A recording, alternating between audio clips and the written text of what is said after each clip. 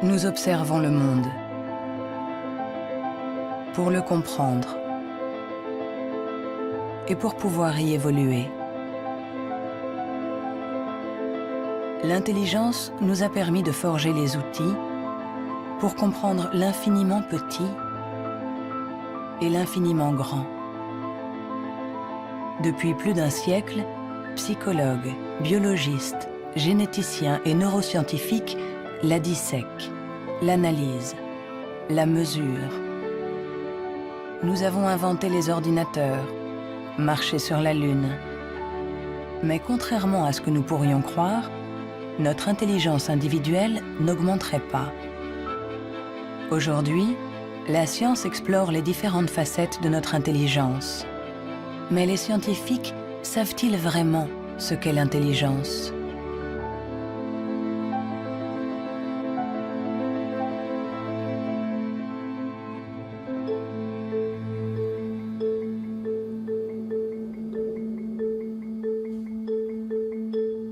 L'intelligence, c'est faire le lien.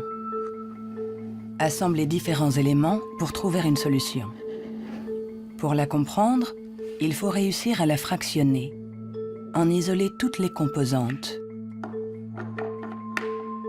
Les chercheurs se sont donc penchés sur ces différentes facettes.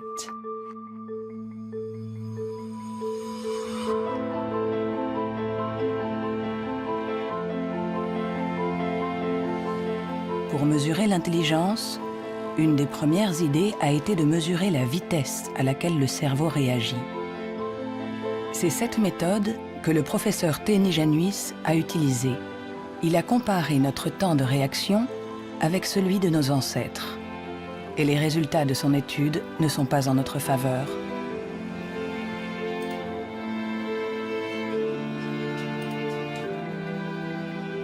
Pour mesurer le temps de réaction, on présente à un sujet une lumière sur un écran et il doit dire, en appuyant le plus vite possible sur un bouton, si elle apparaît à droite ou à gauche.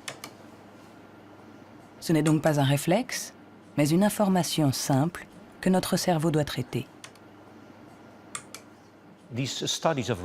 Ces études sur le temps de réaction sont très anciennes. Plusieurs d'entre elles ont été faites entre 1860 et 1880 en Grande-Bretagne par Francis Galton, le cousin de Charles Darwin. Il a testé plusieurs milliers de personnes qui étaient représentatives de la population de l'époque. Les gens avaient alors un temps de réaction très rapide. Nous avons donc cherché des études comparables qui auraient été faites durant les 120 dernières années. Et nous en avons trouvé une quinzaine. En les comparant, nous avons pu montrer que durant les 150 dernières années, les gens sont devenus de plus en plus lents.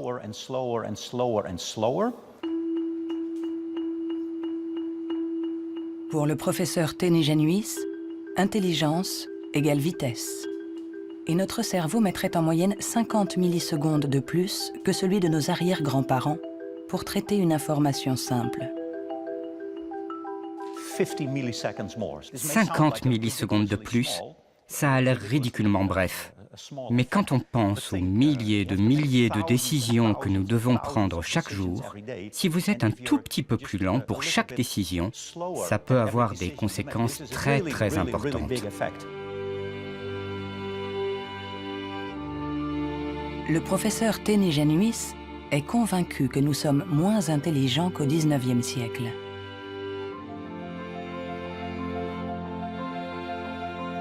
Il en voit la preuve dans l'incroyable inventivité de cette période, marquée par une explosion des innovations, de la créativité, des idées.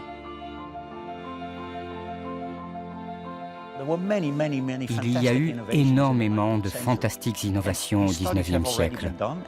Des études ont montré que le nombre d'inventions par habitant était 4 fois plus important qu'aujourd'hui. Le professeur Teni Januis pense que notre intelligence est en panne.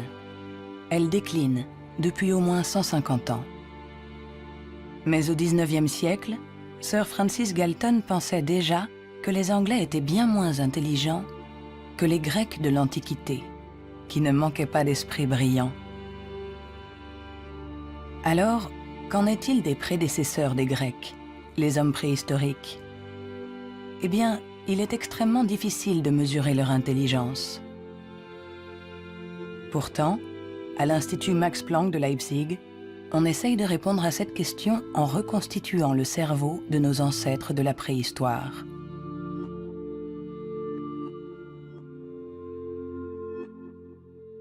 La paléoneurologie, c'est une science très frustrante, puisque son objet, j'allais dire, quasiment n'existe pas. On n'a pas de cerveau fossile. Ce qu'on a essentiellement, c'est la boîte dans laquelle ce cerveau était contenu.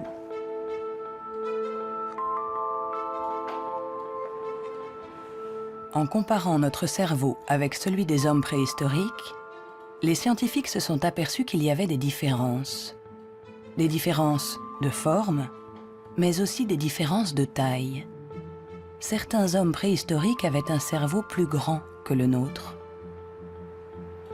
Quand on sait que tout ce que nous sommes, tout ce que nous pensons, nos souvenirs, notre personnalité, nos émotions, notre langage, tout dépend essentiellement de cet organe, alors est-ce que l'intelligence est directement liée à la taille? Il serait naïf de penser que il n'y a pas de lien entre la taille du cerveau et la complexité des comportements, entre guillemets, l'intelligence. On le voit dans le monde animal, hein, les animaux qui sont les plus intelligents, en particulier les cétacés, certaines formes de dauphins par exemple, sont des formes qui, dans le monde animal, ont de très grands cerveaux, un grand nombre de neurones. On retrouve chez eux quelque chose qui rappelle ce qu'on trouve chez les primates, les grands primates, et chez l'homme. L'évolution a fait croître la taille de notre cerveau pendant 2 millions d'années, pour atteindre son maximum il y a 15 000 ans environ. L'homme de Cro-Magnon, qui a peint les murs de la grotte de Lascaux il y a quelques 17 000 ans, était un Homo sapiens, comme nous. Mais de tous les Homo sapiens, il est celui doté de la plus grosse cervelle. En effet, la taille de notre cerveau aurait diminué par rapport à celui de notre ancêtre. Et pour certains chercheurs, nous serions moins intelligents que lui. Mais cette théorie est loin de faire l'unanimité. Moi, je ne crois pas qu'il y a une intelligence qu'on peut mesurer avec un centimètre et dire, voilà, il est aussi intelligent, ou il est plus intelligent, ou il est moins intelligent. Un homme de Cro-Magnon, il était intelligent pour être intelligent dans le monde où il vivait, et pas pour être intelligent dans une banque. Si on allait chercher avec la machine à voyager à travers le temps un homme d'il y a 25 000 ans, un Cro-Magnon, qu'on l'amenait aujourd'hui, il s'adapterait au monde dans lequel il aurait à vivre. Historically, you guys have struggled to adapt. Yeah, right. Walking upright, discovering fire, inventing the wheel, laying the foundation for all mankind. You're right. Good point. Sorry we couldn't get that to you sooner. Connie, your reaction? We live in a society where the individual ego and the group dynamic are in constant struggle. Response? Yeah, I have a response. What? Plus intelligent? Moins intelligent? Dès qu'on essaye de mesurer l'intelligence, tout se complique. Et pourtant, nous l'évaluons sans cesse. Dans les universités du monde entier, on enseigne ce qu'est l'intelligence. Et chacun d'entre nous, sans être un spécialiste, la mesure tous les jours. Vous mesurez l'intelligence. Si vous êtes célibataire, que vous allez dans un bar et que vous rencontrez quelqu'un, la chose la plus importante après le physique, c'est l'intelligence. Vous évaluez l'intelligence des gens quand vous parlez avec eux. Sont-ils rapides quand vous leur parlez de quelque chose qu'ils ne connaissent pas? Est-ce qu'ils comprennent? Mesurer l'intelligence en analysant les réponses, en évaluant la pertinence des actions, en comparant les individus. Une méthode qui a donné naissance au seul outil dont nous disposons pour évaluer l'intelligence, le quotient intellectuel, ou QI, inventé par Alfred Binet au début du XXe siècle. Alfred Binet était assez critique vis-à-vis des aliénistes, les psychiatres de l'époque, qui faisait des diagnostics pour juger du retard intellectuel avec des grandes catégories. Il y avait les idiots, ceux qui étaient le degré d'arriération le plus profond, les imbéciles ensuite, et puis les débiles. Et Binet trouvait que leurs critères étaient tout à fait contestables, très vagues, différents d'un psychiatre à l'autre. Il estimait qu'il fallait avoir des critères objectifs, qu'il fallait mettre au point une sorte d'instrument d'évaluation qui s'appuie sur des critères scientifiques. En 1905, le ministère de l'Éducation nationale demande à Alfred Binet de trouver un moyen de détecter les enfants en difficulté scolaire. Il n'avait pas de théorie sur l'intelligence, mais en observant ses filles, il a imaginé qu'on pouvait l'évaluer à partir du raisonnement, de la compréhension, de la mémoire. Ce qu'il a cherché à faire, finalement, c'est à trouver pour chaque âge les problèmes qui sont caractéristiques de cet âge. Par exemple, en leur présentant une image, en leur demandant qu'est-ce que ça représente. Alors, il avait remarqué que les enfants de 3 ans énumèrent ce qu'il y a dans l'image. Il y a un monsieur, une dame, un banc, un arbre. Que vers 7-8 ans, ils la décrivent, l'image. C'est un monsieur et une dame qui sont assis sur un banc. Et puis, vers 12 ans, ils l'interprètent. Ce sont des malheureux, ou le monsieur est malade, des choses de ce genre. C'est ainsi que Binet met au point avec Théodore Simon le premier test d'intelligence. Le QI classique, ou en âge mental, est né. C'est le rapport entre l'âge mental, donné par le résultat du test, et l'âge réel de la personne. On multiplie ce chiffre par 100 pour obtenir le QI. Si un enfant de 10 ans réussit les épreuves des enfants de 12 ans, alors il sera en avance et il aura un QI de 120. L'idée, ça a été de rapporter la performance d'un individu à la performance de ceux qui lui sont comparables, c'est-à-dire qui sont exactement dans la même catégorie d'âge, de la même culture, etc. Et on va avoir évidemment toute la distribution, toute la répartition des scores dans le test à un âge donné. Le QI, c'est juste la position d'un individu par rapport aux performances des gens qui sont comme lui, c'est-à-dire qui ont le même âge que lui. Nous accordons au QI un pouvoir exagéré, parce qu'il prétend évaluer cette qualité si particulière qu'est l'intelligence. Difficile dès lors de résister à la tentation de s'évaluer, de se comparer. Ce qui est un peu catastrophique, c'est ce qu'on voit actuellement sur des sites internet où on vous permet de calculer votre QI. Et alors je pense que des gens, ils font ça, ils se retrouvent avec un chiffre et ils vont l'interpréter, si par exemple ce chiffre n'est pas bon, en se disant qu'ils ne sont pas intelligents. C'est absolument ridicule et catastrophique. Le 2. Il est ridicule de croire qu'un chiffre peut résumer quelqu'un. Le 4. Le 3. Les vrais tests de QI se font chez des psychologues agréés. Le 2. Car il faut savoir les interpréter en les mettant en rapport avec le passé d'un individu, son présent, Le 2 ou le 3. sa personnalité. Le QI permet d'évaluer l'intelligence, de comparer les individus. Mais nous permet-il de savoir si notre intelligence a évolué depuis que Binet l'a inventé il y a plus d'un siècle? Réussissons-nous mieux aujourd'hui les tests de QI?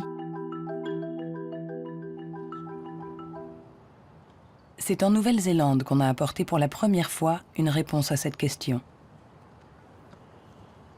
C'est ici que James Flynn a fait une découverte surprenante que les scientifiques du monde entier ont baptisé l'effet Flynn.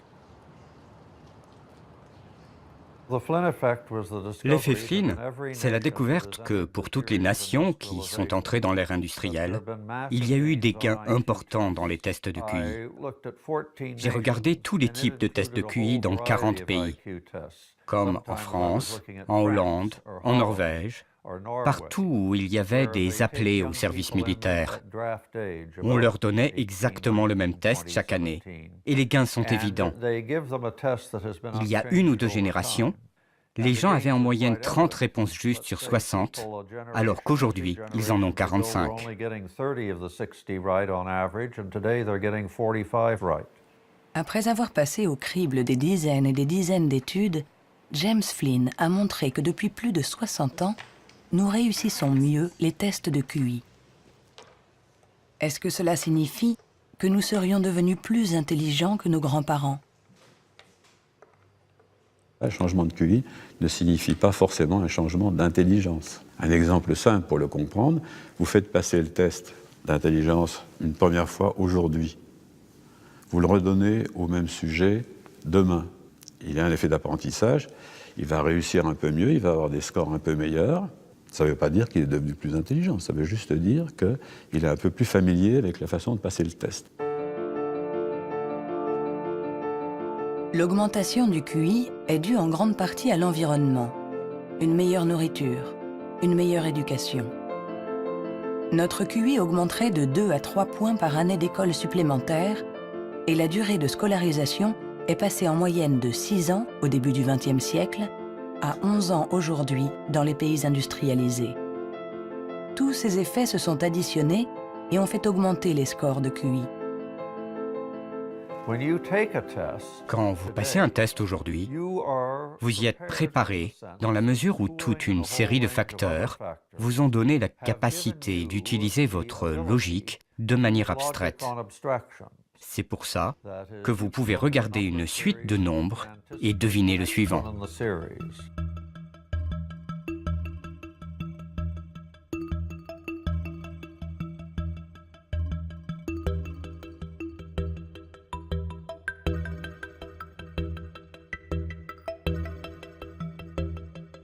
Avec l'intelligence, il ne faut pas se fier aux apparences.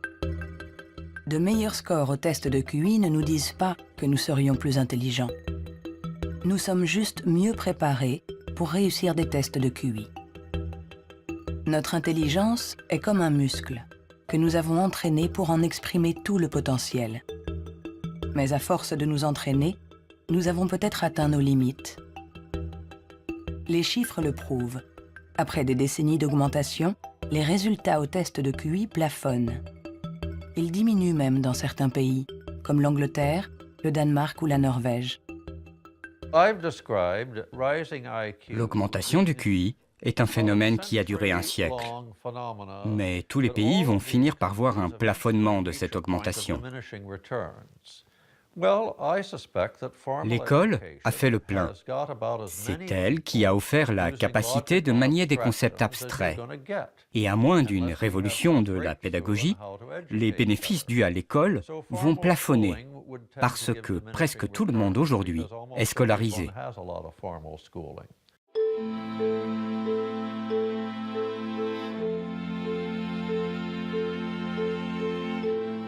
Un QI qui stagne. Des cerveaux plus lents, plus petits. Où en est notre intelligence? Les premiers outils permettant d'évaluer l'intelligence ont été inventés il y a plus d'1 siècle. On s'inspire toujours des théories imaginées par Sir Francis Galton et Alfred Binet. Mais aujourd'hui, nous pouvons aller plus loin. Plutôt que de mesurer ce que l'intelligence produit, intéressons-nous à l'organe qui produit l'intelligence.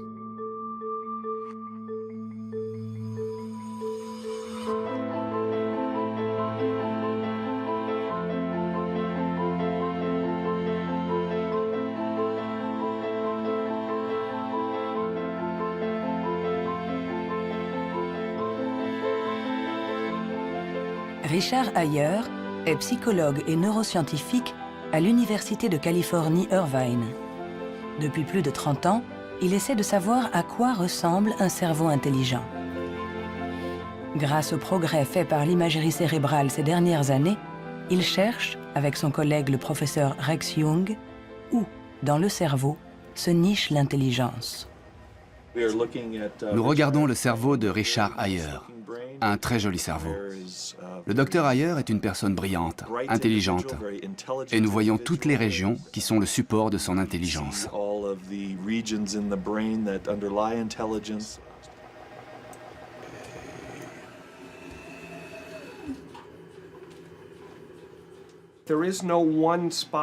Il n'y a pas un endroit dans le cerveau qui soit le centre de l'intelligence.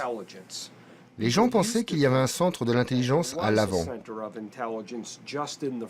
Mais les recherches ont montré que lorsqu'on fait des tests d'intelligence à l'intérieur d'un scanner, on peut voir que la communication entre l'avant et l'arrière est très importante pendant que l'on résout les problèmes.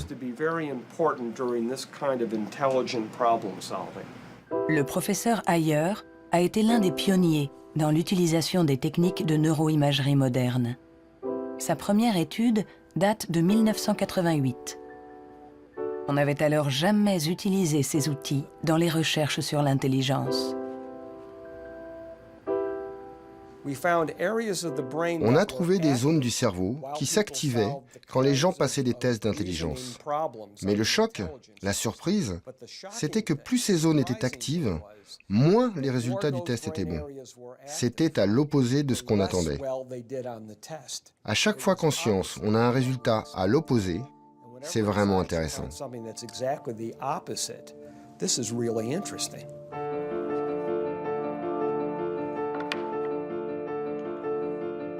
Un cerveau intelligent n'est pas un cerveau qui fonctionne plus, mais au contraire, un cerveau qui fonctionne moins. C'est ce qu'on appelle la neuroefficacité. Être intelligent, c'est résoudre un problème en faisant un minimum d'efforts.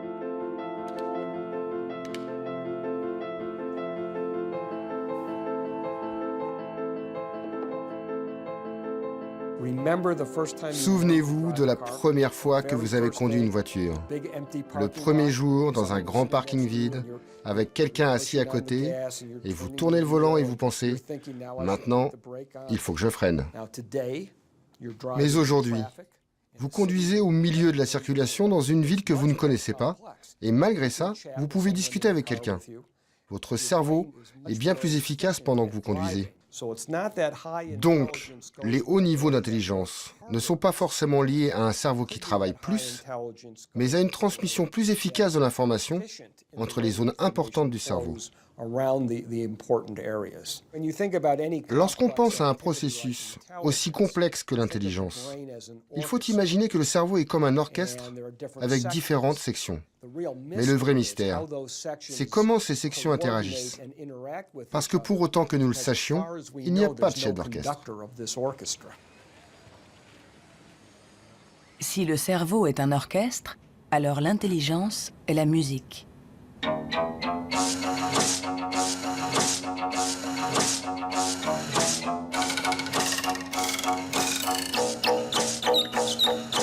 Nous commençons à déchiffrer la partition, mais nous ne savons toujours pas comment les musiciens parviennent à jouer ensemble. À l'université de la Sorbonne, le professeur Olivier Houdet est à la recherche de ce chef d'orchestre. Pour le trouver, il mesure l'activité électrique du cerveau pendant que des enfants résolvent des problèmes. Ce qui l'intéresse, c'est ce qu'il appelle les bugs de l'intelligence. Si vous présentez à un enfant ce dispositif avec 1, 2, 3, 4, 5 babars écartés ou 5 babars resserrés, et vous demandez à l'enfant, y a-t-il le même nombre de babars au-dessus et en dessous, jusqu'à 6-7 ans, tous les enfants du monde vont vous répondre « Ah ben non, il n'y en a pas pareil, il y en a plus là parce que c'est plus long ». Le cerveau de l'enfant est donc piégé par l'intelligence visio-spatiale, selon laquelle longueur est égale à nombre. Dans le cerveau, ça se traduit par le fait qu'on a des chemins neuronaux différents pour résoudre une même tâche.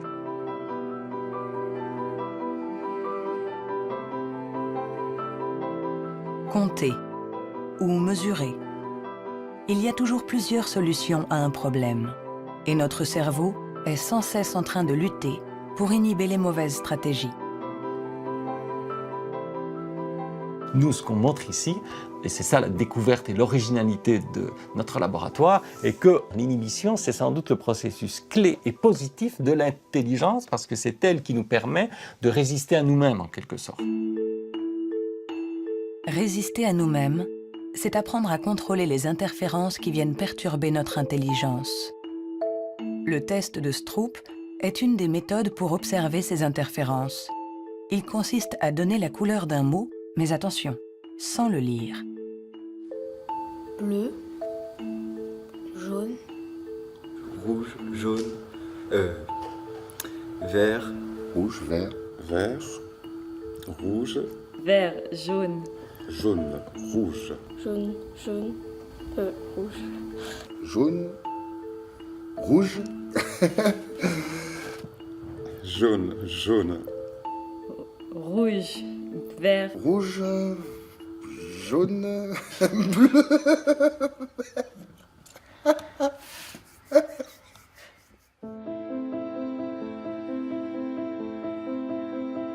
Pour résoudre un problème, nous sollicitons différentes régions du cerveau reliées entre elles, mais qui sont parfois en compétition. Mais comment ces différentes zones communiquent-elles? C'est ce à quoi s'intéresse le professeur Douglas Fields à l'Institut national de la santé de Washington.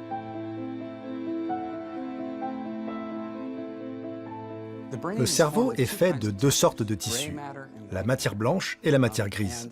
Tout le monde a entendu parler de la matière grise. C'est là où se trouvent les neurones, sur une couche à la surface du cerveau. Mais en dessous, il y a des milliards de connexions, de câbles, des axones qui connectent les neurones. Et c'est blanc parce que ces axones ont une gaine isolante formée d'une membrane qui est de la myéline.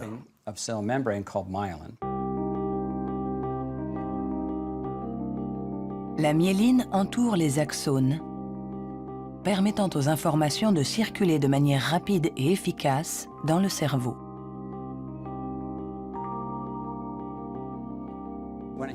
Quand un enfant naît, son cerveau n'est pas mature. Ses fonctions sont minimales. Un bébé ne peut quasiment rien faire. Il ne peut pas se nourrir, il ne voit pas vraiment, il ne sait pas marcher ni redresser la tête. C'est parce que notre cerveau est façonné en permanence par notre environnement. Et une des choses les plus intéressantes avec la myéline, c'est qu'elle se forme après notre naissance. La myéline est essentielle pour que l'information circule de manière efficace dans le cerveau. Elle est donc essentielle pour notre intelligence. Mais aujourd'hui, la formation de la myéline est perturbée. Barbara Demnex, endocrinologue au Muséum d'histoire naturelle de Paris, a montré comment notre intelligence est menacée par un des fléaux majeurs du XXIe siècle, la pollution. Quel que soit l'endroit où vous vivez dans le monde, vous allez être exposé à des centaines de produits chimiques qui vont interférer avec l'hormone thyroïdienne.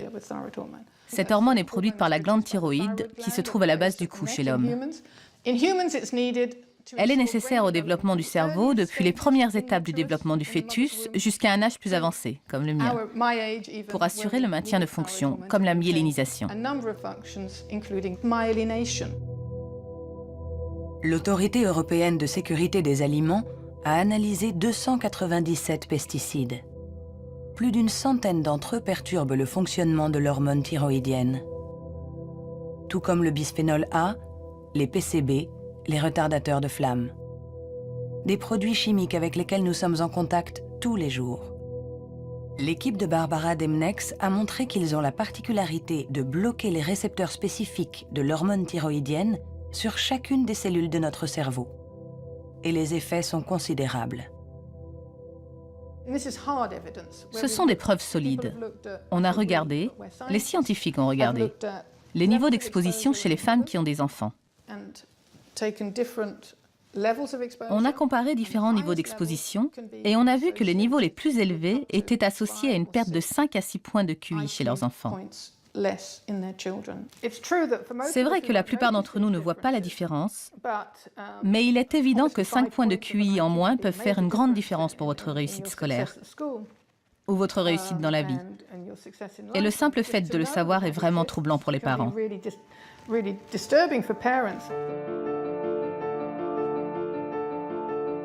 Notre intelligence nous a permis de créer un monde complexe au prix de la dégradation de notre environnement. Et nous pourrions en payer le prix si cette dégradation perturbe la formation de notre cerveau, en agissant sur la myéline par exemple. Mais si ce phénomène se confirme, comment le gérer? Pendant plus d'1 siècle, on a pensé que tous nos processus mentaux n'étaient dus qu'à l'activité électrique des neurones. Mais aujourd'hui, les neurobiologistes ont commencé à explorer un nouveau continent.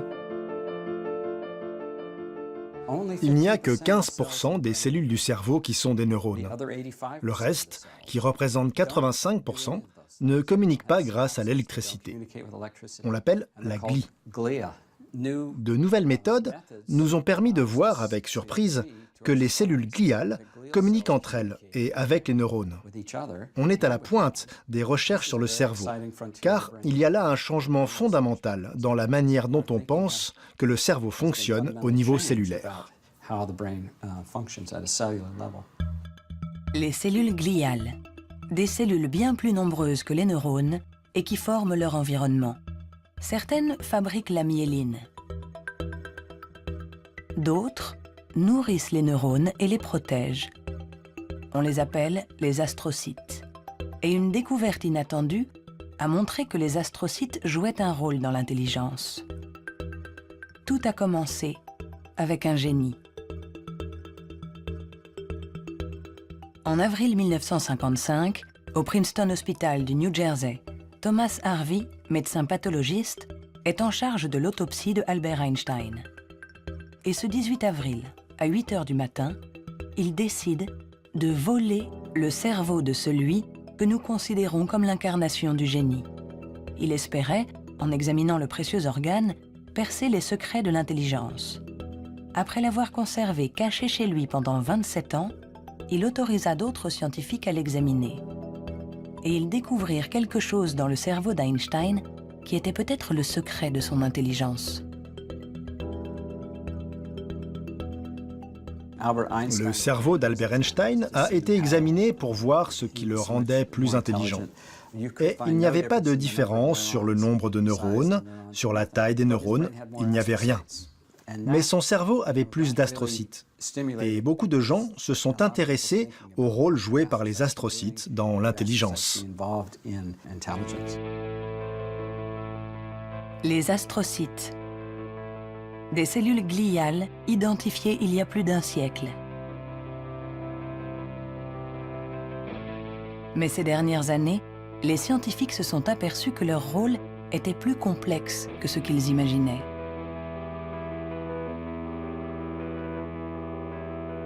Les astrocytes servent à beaucoup de choses. Ils contrôlent les synapses, ils contrôlent le flux sanguin dans le cerveau, ils nourrissent les neurones, ils réagissent aux blessures. Toutes ces choses étaient considérées comme des tâches ménagères faites par les astrocytes dans le cerveau. Et plein de gens ne les prenaient pas au sérieux. Jusqu'à ce qu'on réalise que ces tâches ménagères font que l'astrocyte contrôle le neurone. Un astrocyte humain contrôle des centaines de neurones, bien plus que ce que peut faire un astrocyte de souris par exemple. En se basant sur cette observation, une équipe de l'Université de Rochester a mis au point une expérience fascinante. Pour mieux comprendre l'intelligence humaine, ils ont décidé de lui faire franchir la barrière des espèces. Ils ont greffé des astrocytes humains dans le cerveau de souris.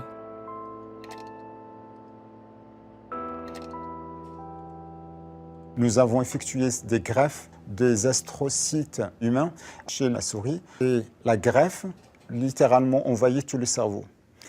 Quand on regarde, par exemple, à l'âge de 1 mois après la greffe, on voit que la greffe est très discrète à l'endroit presque où on a greffé les cellules.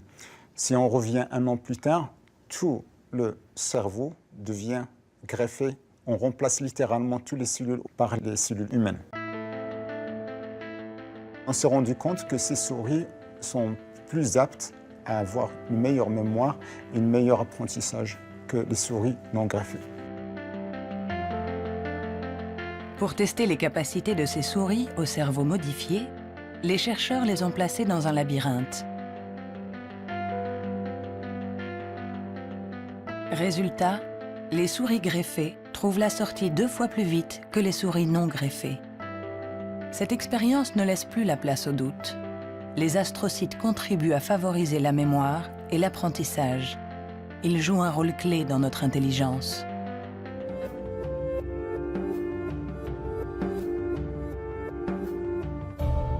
L'intelligence se reflète dans le fonctionnement du cerveau. Mais comment expliquer les différences d'intelligence de nos collègues, de nos amis, de nos parents? Ont-ils plus de matière blanche, moins d'astrocytes, des neurones plus rapides? Ce qui est à l'origine de nos capacités se trouve en partie dans nos gènes. Robert Plomine est généticien comportementaliste. Dans le cadre de ses recherches, il a regardé grandir des milliers d'enfants. Grâce à eux, il espère pouvoir trouver les gènes qui influent sur l'intelligence. Les gens demandent souvent dans quelle mesure l'intelligence est déterminée par les gènes. Mais tout d'abord, il faut insister sur le fait que le mot « déterminé » n'est sans doute pas le bon. On devrait dire « influencé ». C'est comme pour la taille, elle est liée aux gènes, mais pas déterminée par eux. Si vous êtes grand, il est probable que vos enfants seront plus grands que la moyenne. Mais s'ils sont mal nourris ou s'ils sont malades, ils seront peut-être plus petits. Ce n'est pas déterminé, c'est influencé. Pour l'expliquer différemment, les gènes nous donnent un potentiel et l'environnement permet de l'exprimer.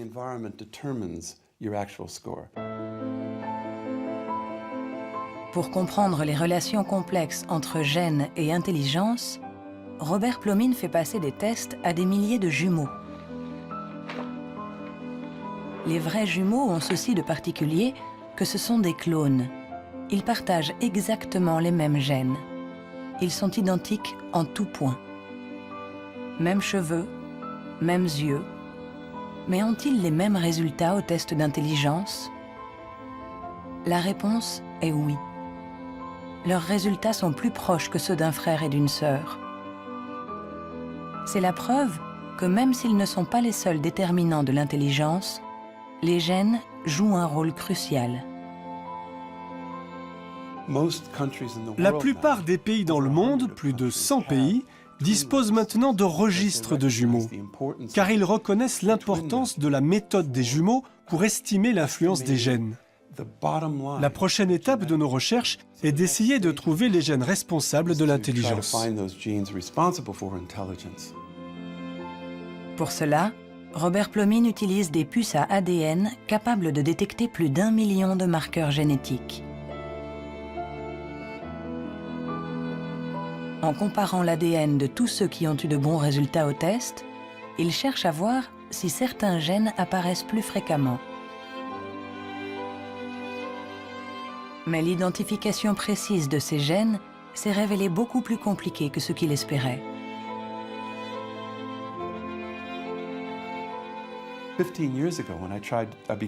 Il y a 15 ans, quand j'ai commencé à essayer de trouver les gènes de l'intelligence, personne n'imaginait que ce serait aussi difficile. On a identifié plus de 300 gènes qui influent sur l'intelligence. Et le problème, c'est qu'on en a identifié seulement 1%.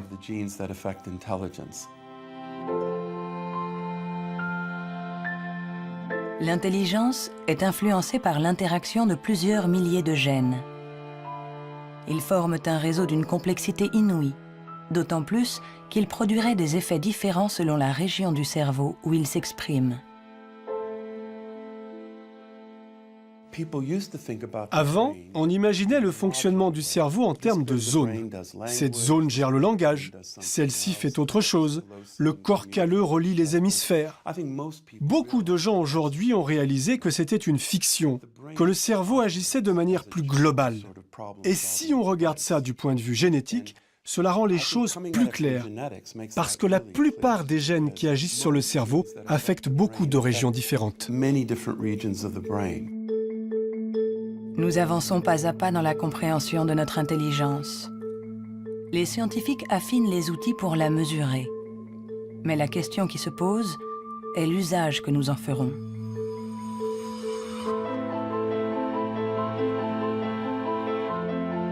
L'intelligence est ce qui prédit le mieux notre niveau d'étude, notre emploi. Par conséquent, parler de l'intelligence de quelqu'un n'est pas anodin. On donne une valeur, on classe, on hiérarchise, avec tous les risques de dérapage que cela comporte. L'erreur de raisonnement, c'est de considérer que l'intelligence serait essentiellement héréditaire. Et ça a conduit effectivement à des dérives qui sont tout à fait ridicules, je dirais, absolument ridicules. Pour en donner un exemple, en 1924, je crois, une loi a été votée aux États-Unis qui restreignait l'immigration, qui mettait des quotas pour l'immigration, parce que dans les tests, ils avaient en moyenne des résultats moins bons. Et donc, ils étaient supposés être héréditairement moins intelligents. Il fallait qu'il en vienne moins aux États-Unis pour ne pas faire baisser la moyenne. On les accueillait, vous savez, dans Ellis Island, cette petite île qui est en face de New York, et pas mal d'entre eux ont été renvoyés, et notamment ceux qui, dans les années 30, commençaient à sentir la montée du nazisme, je pense aux Juifs de l'Europe de l'Est, par exemple, et qui ont été refoulés pour des raisons absolument idiotes. On a longtemps cru qu'on ne pouvait pas échapper à ses origines. Notre hérédité était supposée contrôler nos vies. La science, depuis, nous a heureusement éloignés de cette vision déterministe. Mais l'intelligence est un sujet à part, un sujet si sensible que les faux pas et les excès ont marqué son histoire.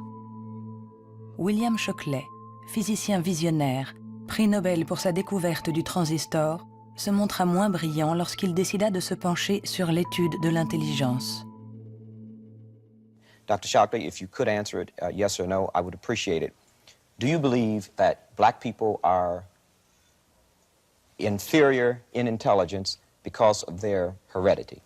What I say is this. My research leads me, and it's a tragic conclusion, really, my research leads me inescapably to the opinion that the major cause of the American Negro's intellectual and social deficits is hereditary and racially genetic in origin, and thus not remediable to a major degree by practical improvements in environment. Then what do you see as the solution to the problem? I would propose that you would offer a bonus to everyone to be sterilized. The offer is based upon the best estimates, best scientific estimates that one can have of any genetically carried disabilities. 1974, c'était tout juste hier, une époque pas si lointaine où certains se servaient du QI pour justifier des théories racistes, pour exclure ceux qui étaient différents. Joseph Chovanec est atteint du syndrome d'Asperger, une forme d'autisme qui peut cohabiter avec un QI élevé. Diplômé de Sciences Po, docteur en philosophie, écrivain. À 6 ans, il ne disait pas un mot. Aujourd'hui, il parle 7 langues, dont l'hébreu, l'arabe, le perse et l'azerbaïdjanais. Je fais partie de ces enfants qui étaient promis à la poubelle. Pendant très longtemps, on nous a dit que les personnes autistes étaient déficientes intellectuelles. On a posé presque comme synonyme déficience intellectuelle et autisme. Alors qu'aujourd'hui, on sait bien que ce n'est pas le cas. Chaque société humaine a besoin d'un certain nombre de hiérarchies, a besoin que les gens se démarquent un peu des autres. Et on a tendance à résumer un peu tout par un critère unique. Aux États-Unis, ce qui fait, j'allais dire, les qualités humaines et les hiérarchies, c'est le QI. En France, c'est tel ou tel concours administratif. Sous la Chine impériale, c'était les fameux concours de mandarinat. Mais tout ça, ça repose sur une idée centrale qui est fausse, à savoir qu'il y aurait une échelle unique de l'humanité. Et forcément, celui qui prône ce genre de théorie se place lui-même tout au sommet. C'est toujours comme ça. L'intelligence comme échelle unique de l'humanité.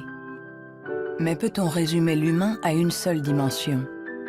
Peut-on réduire l'homme à sa seule intelligence alors que l'intelligence elle-même a de multiples facettes.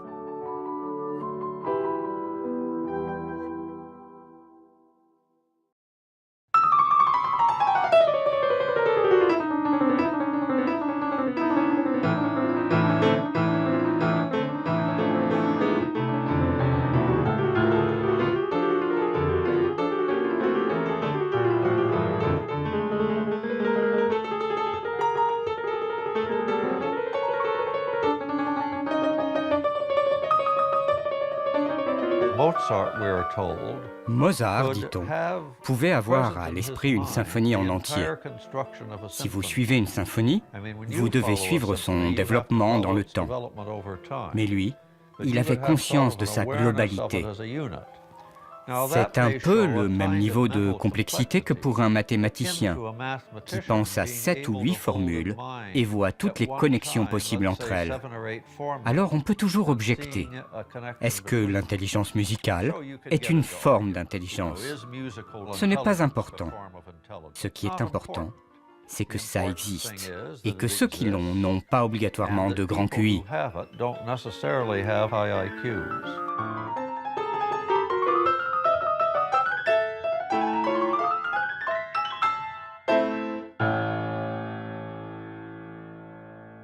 Il y a eu toujours une résistance à considérer qu'il y avait des formes d'intelligence différentes et une espèce de propension à vouloir déterminer un QI général, ce qui voudrait dire qu'on a une intelligence unidimensionnelle, voilà, et vous êtes plus ou moins haut sur cette dimension.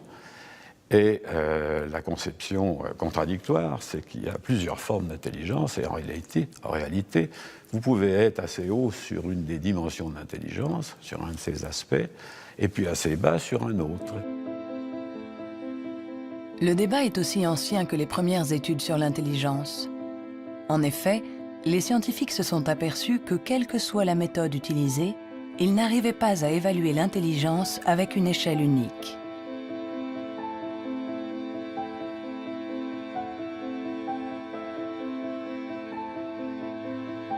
À l'Université du Nouveau-Mexique, le professeur Rex Jung est convaincu que pour résoudre n'importe quel problème, nous utilisons différentes manières de raisonner, que ce que nous appelons intelligence n'est que l'une d'entre elles. Je pense que la créativité est un autre mode de fonctionnement du cerveau. Je cherche à savoir si elle est différente de l'intelligence. Est-elle similaire? Est-ce que c'est la même chose ou bien est-ce différent? J'en suis arrivé à la conclusion que la créativité est un processus de raisonnement fondamentalement différent.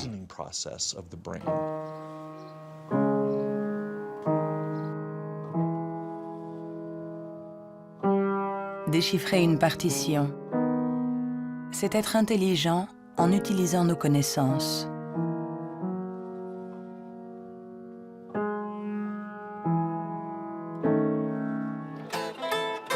Improviser, c'est être intelligent en inventant, en étant créatif.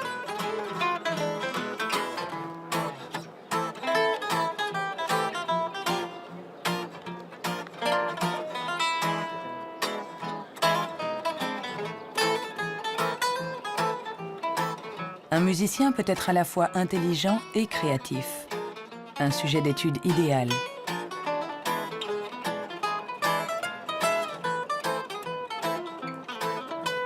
Le professeur Jung a examiné de nombreux cerveaux pour savoir comment intelligence et créativité peuvent cohabiter.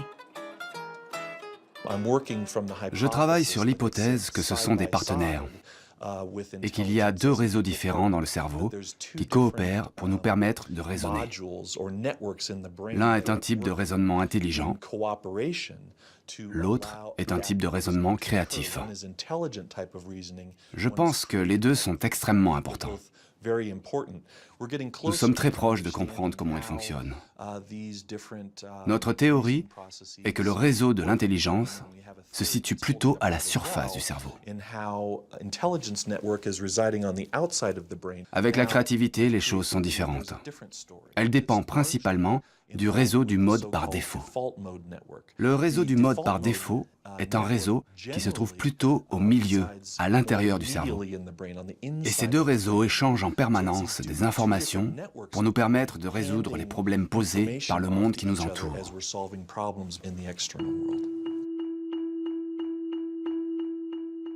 Nous avons tous expérimenté cette sensation d'une idée surgissant de nulle part avec la force de l'évidence.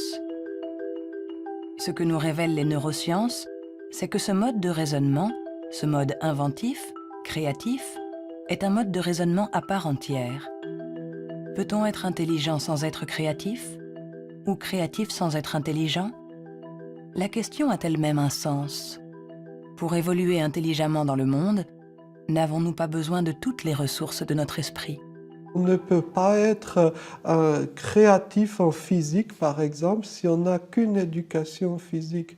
Pour être créatif en physique, il faut une autre éducation et ensuite se retrouver dans un univers étranger et réutiliser des trucs et astuces, des mécanismes mentaux qu'on a appris ailleurs. Hein. Et le drame de la recherche stérile, c'est la recherche qui ne connaît que sa petite chapelle, où il n'y a ni import ni export de données. Hein. Par contre, tous ceux qui ont été créatifs, ce sont des gens qui ont importé des idées d'un univers autre.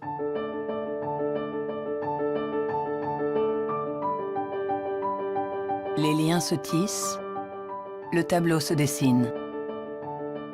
Les scientifiques assemblent petit à petit les différentes composantes de notre intelligence.